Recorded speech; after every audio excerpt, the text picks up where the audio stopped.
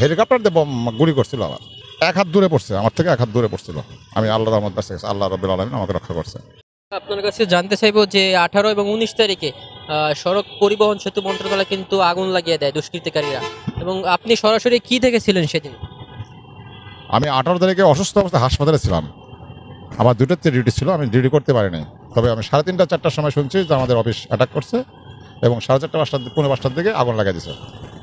আমি 19 তারিখে দুপুর 2টায় ডিউটিতে আসি। আসার পরে 2টার সময় গেট লাগিয়ে দেই। 2টা 5-7 মিনিটে আবারও নতুন করে হামলা করে, দ্বিতীয়বার দল ধরে লোকজন আসে, আসার পরে নতুন করে আবার ভাঙচুর করে এবং আগুন লাগিয়ে দেয়, দিয়ে আবার দ্বিতীয়বার পুড়ে। আর এখানে 49টা গাড়ি, একটা অ্যাম্বুলেন্স এবং 5টা মোটরসাইকেল বশীভূত হয়েছে।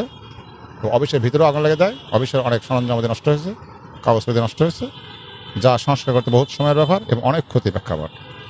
এবং এই কাজকামগুলো এখন ইদানিং টুকটাক শুরু হচ্ছে, পরিষ্কার শুরু হয়েছে। আপনি 19 তারিখে ছিলেন এখানে সরাসরি, তাহলে মানে আগুন কারা লাগিয়েছিল বা আপনি কি দেখেছিলেন সেদিন? এখানে যুবক লোক আছে, চ্যাংড়াপাড়া আছে, সব ধরনের লোকই দৌড়ে আসে, গেট ভাঙ্গে ভিতরে ঢুকে আবার দ্বিতীয় দিনও গেট ভাঙ্গে, তালা ভাঙ্গে। তখন কি আপনাদের সিকিউরিটি ছিল না? আমি সিকিউরিটি নিজে, আমি সিকিউরিটি ইনচার্জ সিনিয়র।